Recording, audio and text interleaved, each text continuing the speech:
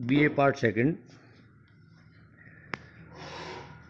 आर्थिक एवं मानव भूगोल के अंतर्गत यूनिट प्रथम में मानव भूगोल के 3 सिद्धांतों पर हम चर्चा कर रहे हैं। इन तीनों सिद्धांतों में से क्रियाशीलता का सिद्धांत तथा पारस्यिकता का सिद्धांत की हम पहले चर्चा कर चुके हैं। आज हम वातावरण समायोजन के सिद्धांत की चर्चा करेंगे, जिसके अंतर्गत कि वातावरण में समायोजन करके ही प्रकृति में आगे बढ़ा जा सकता है। पृथ्वी के विभिन्न भागों का अध्ययन भूगोल का मुख्य उद्देश्य है। मानव भूगोल में मानव को केंद्र स्थान देकर धरातल के परिवर्तनशील स्वरूपों का अध्ययन एवं व्याख्या करना मानव भूगोल का प्रमुख उद्देश्य है। अतः प्राकृतिक वातावरण के विभिन्न तत्व जैसे भूमि की बनावट, जलवायु कारक आदि, मनुष्य के आर्थिक, सामाजिक एवं सांस्कृतिक वातावरण के तत्व, रहन सहन, खान पान, वेशभूषा, रीति रिवाज आदि तत्व भी मनुष्य की विभिन्न क्रियाओं को प्रभावित करते हैं। सांस्कृतिक एवं प्राकृतिक वातावरण के विभिन्न तत्वों के द्वारा प्रभावित होने के साथ साथ मनुष्य अपनी बुद्धि, कौशल एवं तकनीक ज्ञान के आधार पर इन कारकों के साथ अनुकूलन करता है तथा कठिन परिस्थितियों को अपने जीवन निर्वहन के अनुसार रूपांतरित करने की चेष्टा करता है। इस अनुकूलन एवं रूपांतरण की क्रिया को ही वातावरण समायोजन कहा जाता है। एक प्रदेश से दूसरे प्रदेश या एक क्षेत्र से दूसरे क्षेत्र में जाने पर मनुष्य को विभिन्नताओं का सामना करना पड़ता है, जिसके कारण उसे अपने जीवन निर्वहन हेतु वातावरण के साथ समायोजन करना पड़ता है। अतः इस सिद्धांत को क्षेत्रीय विविधीकरण या क्षेत्रीय विविधता का सिद्धांत भी कहा जाता है।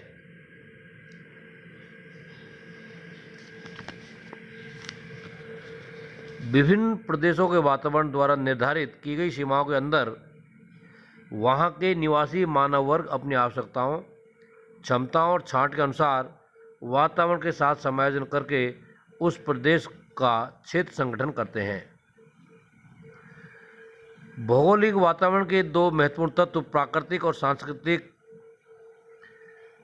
इन दोनों ही प्रकार के वातावरण का प्रभाव मनुष्य के जीवन क्रियाकलापों पर होता है तथा मनुष्य भी इन दोनों प्रकार के वातावरण में कुछ परिवर्तन करता है ताकि वह अपनी सत्ता बनाए रखे और उन्नति करे। प्राकृतिक वातावरण में प्रादेशिक स्थिति, भूमि की बनावट, जलवायु, मिट्टियों, खनिज पदार्थ, जलराशियाँ, वनस्पति, जीव जंतु होते हैं। ये प्राकृतिक तत्व मनुष्य के रहन सहन तथा क्रियाओं पर छाट की सीमाओं को निर्धारित करते हैं और उन्हीं क्षमताओं के अंदर मनुष्य अपने शारीरिक और आर्थिक क्रियाकलापों का समन्वय करता है।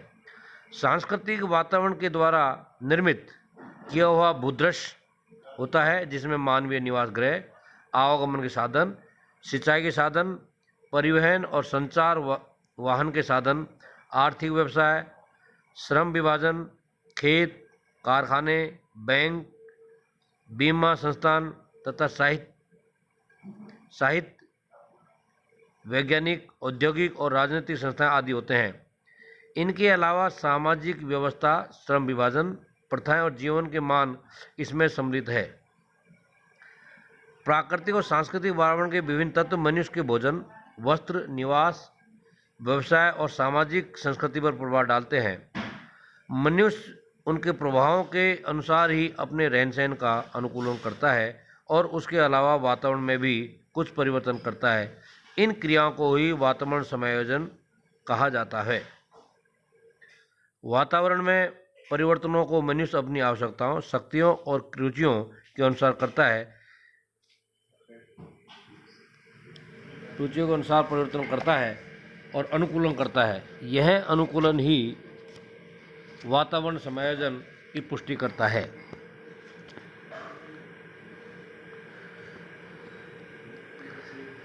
प्रकृति में पाई जाने वाली विविधताओं और विषमताओं के कारण ही वातावरण के साथ समायोजन करने के लिए मनुष्य को दो क्रियाओं का अनुसरण करना पड़ता है। नंबर 1 अनुकूलन, दूसरा रूपांतरण या परिवर्तन। पहला है अनुकूलन। मनुष्य द्वारा वातावरण के विभिन्न कारकों के प्रभाव के अनुसार अपने आप को समायोजित करने की क्रिया को अनुकूलन कहते हैं। इस क्रिया के अंतर्गत मनुष्य अपने आप को वातावरण के अनुसार अनुकूलित कर लेता है। यह अनुकूलन दो प्रकार का होता है। ए आंतरिक अनुकूलन, बी बाहरी अनुकूलन। आंतरिक अनुकूलन के अंतर्गत मनुष्य वातावरण के अनुसार बोलचाल, खान पान, रहन सहन आदि के अनुसार अपने आप को बदलता है। जब कोई मनुष्य लंबे समय तक एक ही प्रकार के वातावरण रहता है तो जलवायु के विभिन्न कारकों के आधार पर उसके शारीरिक वर्ण में भी परिवर्तन हो जाता है।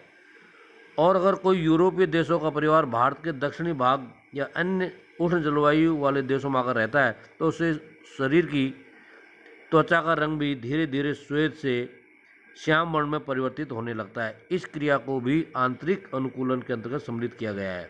यह ऐच्छिक तथा अनैच्छिक या प्राकृतिक दो प्रकार का होता है। एक यूरोपियन परिवार जब केरल में जाकर बसेगा तो उसे प्रतिदिन की आवश्यकता की वस्तु खरीदने बाजार जाना होगा, क्योंकि ये मलयाली भाषा नहीं जानते, अतः उन्हें मलयाली भाषा सीखनी होगी। इसके अतिरिक्त वहाँ की संस्कृति, रहन सहन तथा खान पान के बारे में भी जानकारी लेनी होगी। इस प्रकार यह यूरोपियन परिवार केरल में आने के बाद भाषा सीखता है, रहन सहन, खान पान के नए तरीके सीखता है। उसका यह कार्य ऐच्छिक आंतरिक अनुकूलन कहलाता है। जब यह परिवार लंबे समय तक यहाँ रहेगा तो अपनी आने वाली पीढ़ियों में त्वचा में कुछ श्याम वर्ण के कण बन जाएंगे। यह परिवर्तन अनैच्छिक आंतरिक अनुकूलन कहलाएगा। इसे प्राकृतिक अनुकूलन भी कहते हैं। मलयाली समाज के रहन सहन एवं वेशभूषा को अपनाना बाहरी अनुकूलन है। मनुष्य द्वारा दूसरे क्षेत्र में जाकर बसने पर वहाँ की वेशभूषा के अनुसार अपनी वेशभूषा भी बदल लेता है। यह मनुष्य का बाहरी अनुकूलन कहलाता है। नंबर 2 रूपांतरण या परिवर्तन। प्राकृतिक वातावरण के विभिन्न कारकों की कठोरता से बचने के लिए मनुष्य जो प्राकृतिक उपाय अपनाता है उसे रूपांतरण कहते हैं। जैसे यदि शीतोष्ण जलवायु के देशों में निवास करने वाले मनुष्य तथा उष्ण जलवायु वाले देशों में जाते हैं तो वातावरण को अपने अनुकूल करने के लिए प्रशीतक, वातानुकूलित कमरों तथा गर्म से बचने के लिए छतों का प्रयोग करते हैं। ये प्रक्रियाएं वातावरण का रूपांतरण या रूप परिवर्तन कहलाती है।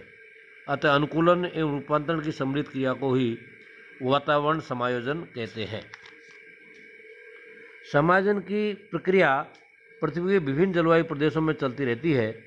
जैसे टुंड्रा प्रदेश के कठोर शीत जलवायु से समायोजन करने हेतु शिकार करना, बर्फ के मकान बनाना, सील मछली की चर्बी जलाकर अपने मकानों को गर्म रखना आदि क्रियाएं करते हैं।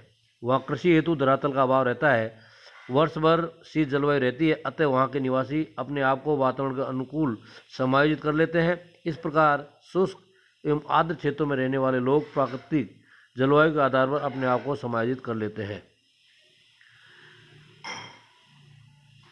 धरातल के विभिन्न भागों में निवास करने वाले मनुष्य अपनी रुचियों और शक्तियों के आधार पर अपनी आवश्यकताओं की पूर्ति करने एवं अपने आप को वातावरण के अनुसार ढालने की प्रक्रिया वातावरण समायोजन कहलाती है। प्रत्येक क्षेत्र के मनुष्य दूसरे क्षेत्र के साथ भी समायोजित करने का प्रयास करते रहते हैं। अतः समायोजन का सिद्धांत प्रादेशिक है। समायोजन की प्रक्रिया क्षण प्रति क्षण चलती रहती है और समायोजन करके ही जीवन आगे बढ़ाया जा सकता है, क्योंकि जो जीव जंतु या वनस्पति वातावरण के साथ समायोजन नहीं कर पाते हैं उनका अस्तित्व समाप्त हो जाता है, वह प्रकृति में आगे नहीं बढ़ पाता है। वातावरण समायोजन में सार्वभौम समानता नहीं होती, परंतु स्थानिक भिन्नता मिलती है, जिसे समायोजन का प्रादेशिक पक्ष भी कहते हैं।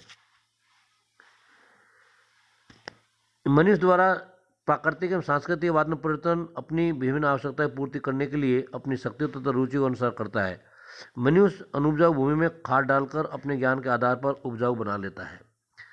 यानी कि अपने आप को प्रकृति के अनुसार ढाल लेना या प्रकृति में कुछ परिवर्तन कर उसे अनुरूप बना लेना प्राकृतिक वातावरण के सिद्धांत के पक्ष को मजबूत करता है। धन्यवाद।